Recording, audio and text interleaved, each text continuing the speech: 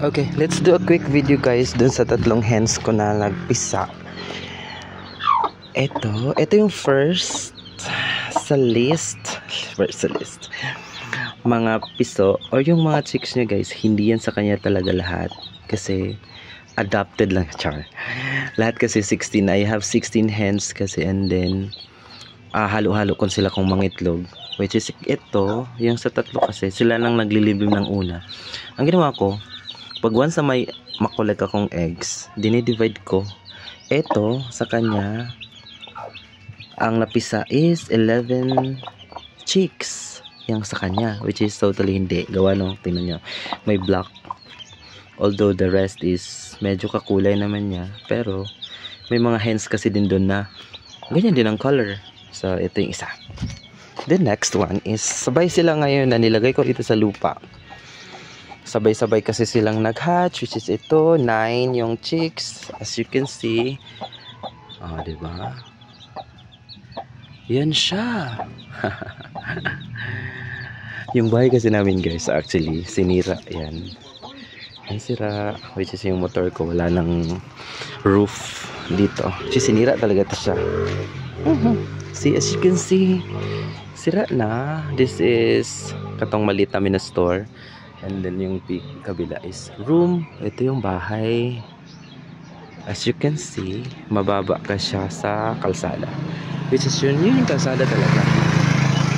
Affected yung bahay namin gawa nung magro-road widening. Gagawin daw 6 lanes in the future. But 4 lanes lang muna. Aabot siya kasi dito talaga. Dito na part. Ang 6 lanes is aabot doon. Kaya giba na siya. Binayaran naman kasi siya.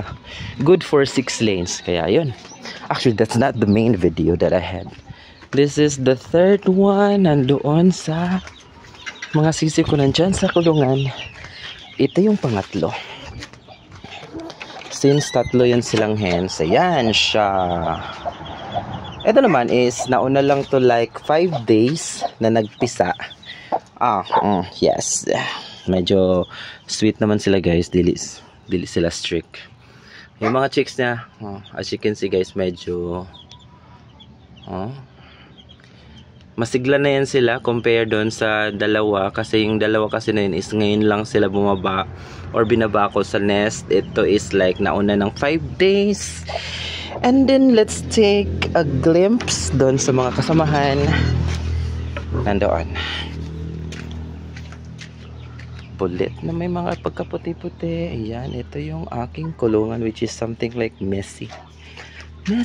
Doon yung mga nest ng ano doon galing. Yung iba ito yung mga kasamahan nila. Ayan yung rooster ko. And then the other one is nandun sa dulo. Ayan siya. Guys, Shamu guys yung breed nila. As you can see, ang ganda ng crown ng aking. Ayan see. And then ito naman yung isa. Ayan siya. The rest, nandun doon yung iba. That's it. Let's take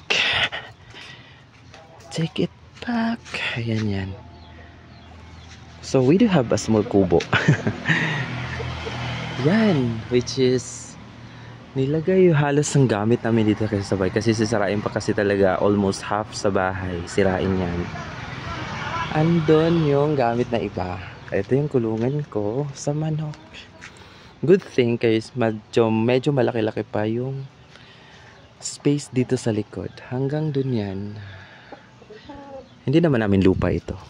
School yan. Tabi lang kami ng school dito, elementary. Ito yung lansones. And then ito yung mga kahoy na pinag-giba sa bahay. So guys, medyo something like the weather is not good actually. Mukha siyang uulan. Good thing kasi wala naman akong trabaho later kasi Sunday. It's Saturday and Sunday is my day off. I'm working from home na kasi ako guys. Good thing. Hindi na ako pupunta ng Davao City to work or duty. Go on duty. Yan lang. So nakahinga yung motor ko na hindi siya pabiyahe-biyahe ng malayo. That's it I think. Bye for now.